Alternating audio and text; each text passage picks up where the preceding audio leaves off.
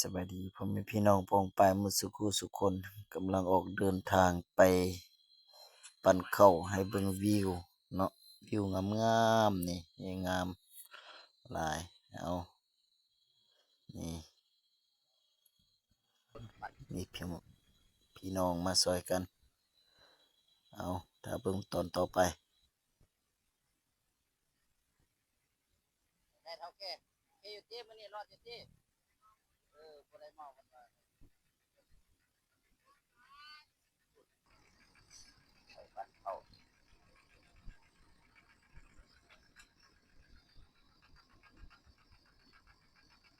เบิ่งซูเฟอร์ลอยนะพูด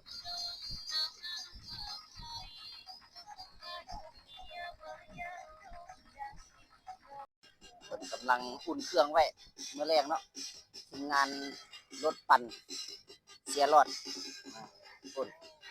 กำลังจัดตั้งเครื่องเสียงเนาะ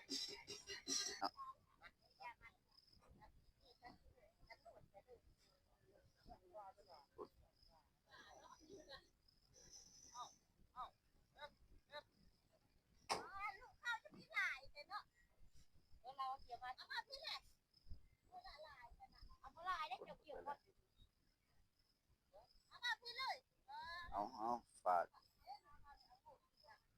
เบิ่งคลิปเด้อพี่น้องเอาเด้อ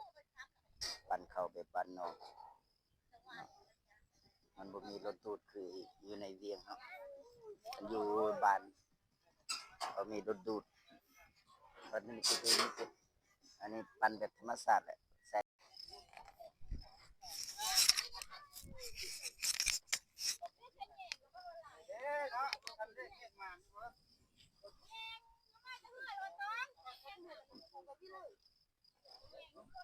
อยู่รถกับแม่น่ะนะแย่งนะมาปูรถจะเป็นคนดังแล้วลูกพัดจิ๋วได้ตลอดลูกพัดจิ๋วได้ตลอดก็ช่ำแยงกับช่ำใหญ่ปวดนะ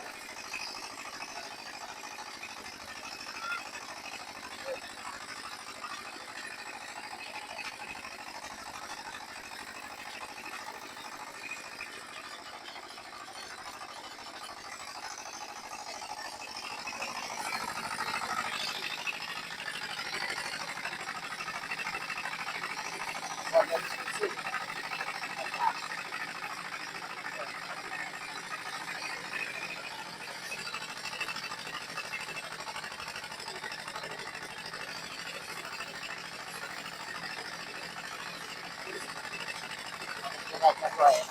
ที่ได้จังเลยขนาดใหญ่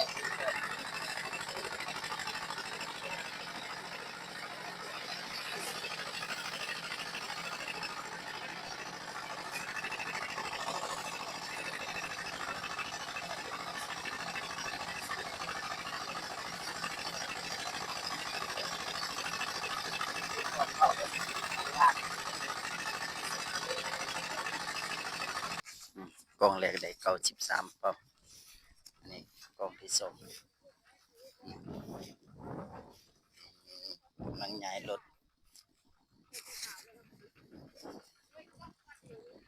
ก็ฮอนได้หน่อยนึงเท่าแก่ใหญ่เพิ่น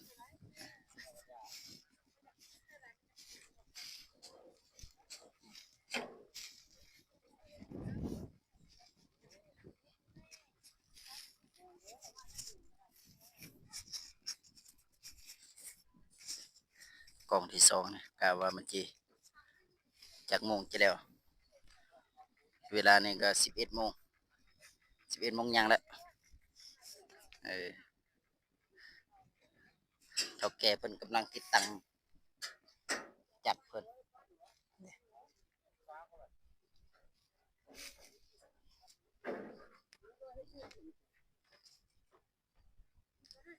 กองที่2ยังกองที่3จะเป็นมื้อแรกนะ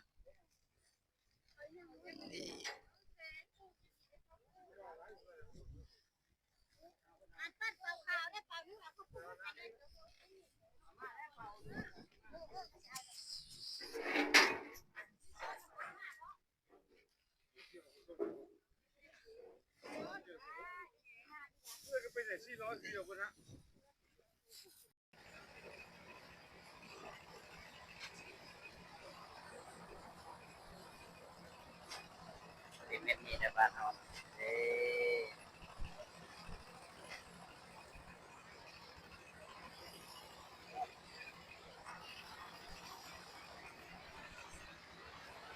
บอกให้เจ้าแน่มัดเข้าไปแต่มันคือแน่นแท้น่ะบ่รู้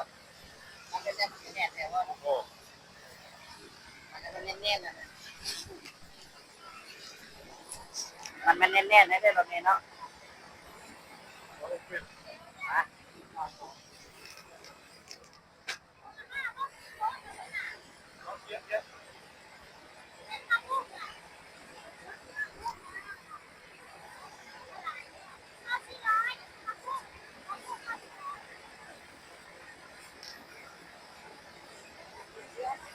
ฮะฮะเราค่อยเคลียร์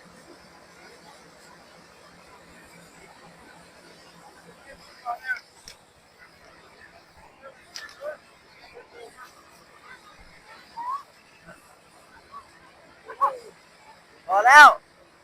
ลงมาได้ไหม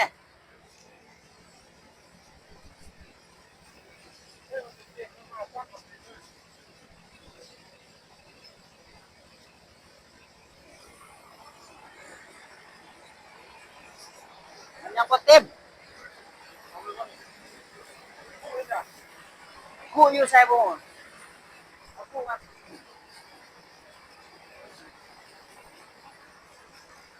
โอ้ยไปเทเก่าทิ่มลมนี่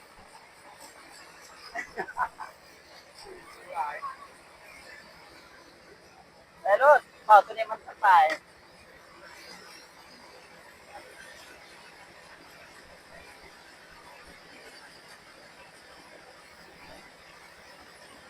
แต่เต็มรถ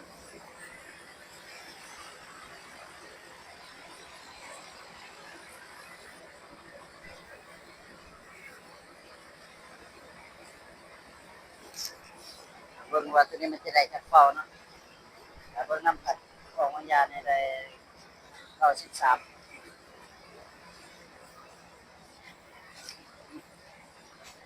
เนาะ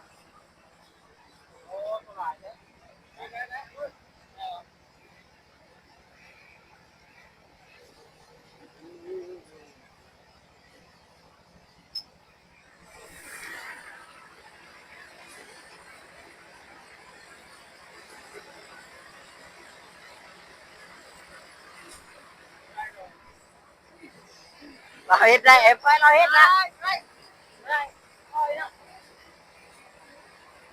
เอาลูกนี่เก็บธรรมศาสตร์บ้านเฮาเฮ็ดตำเข้าแบบนี้แหละบ่ได้บ่เคยเห็นเนาะบ้านมาแซ่เออ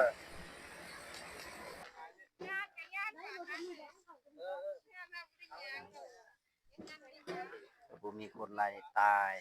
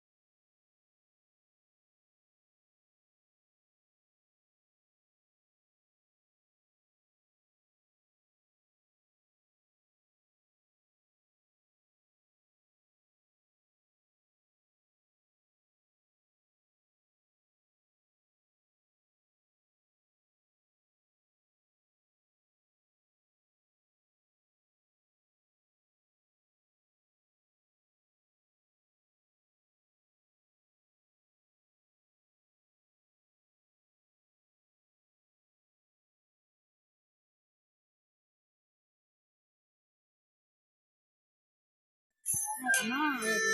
ามาแล้วมาได้อีเด็กไปสนุกกันนานเลยเขาพาเราไป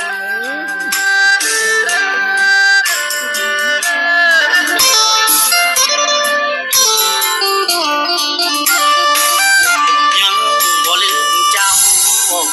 ถึงเฮาเลิกกันไปดนยังคิดฮอ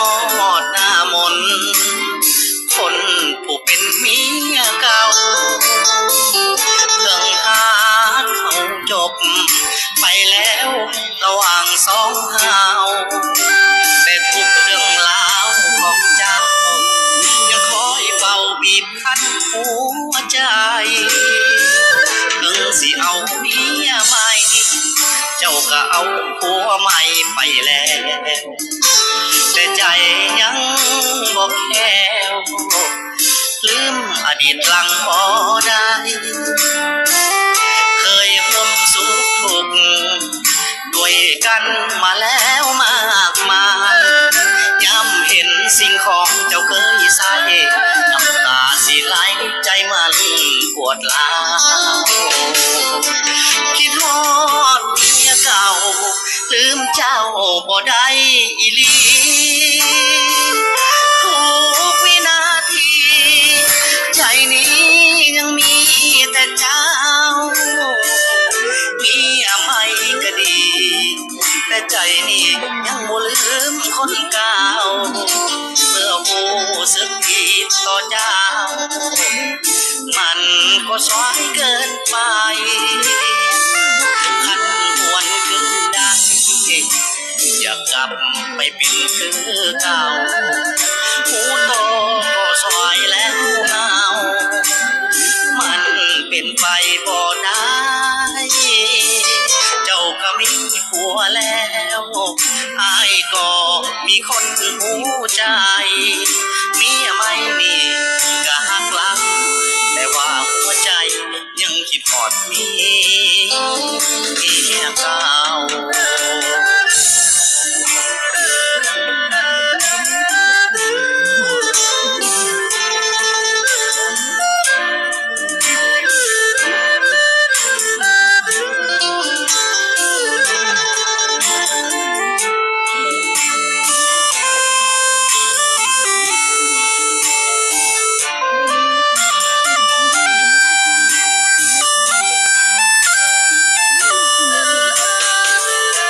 คิดฮอดเมียเก่าลืมเจ้าบ่ได้อีหลีทุกวินาทีใจนี้ยังมีแต่เจ้าเมียใหม่ก็ดีแต่ใจนี่ยังบ่ลืมคนเก่าเมื่อผู้สึกผิดต่อเจ้ามันก็สายเกินไปคันหวนขึ้นได้อยากกลับไปเป็นคือเก่าผู้โตก็สายแล้วเงามันเป็นไปบ่ได้เจ้าก็มีผัวแล้วอายก็มีคนหูใจเมียไม่มีก็หักหลังแต่ว่าหัวใจยังคิดฮอดเมียเก่า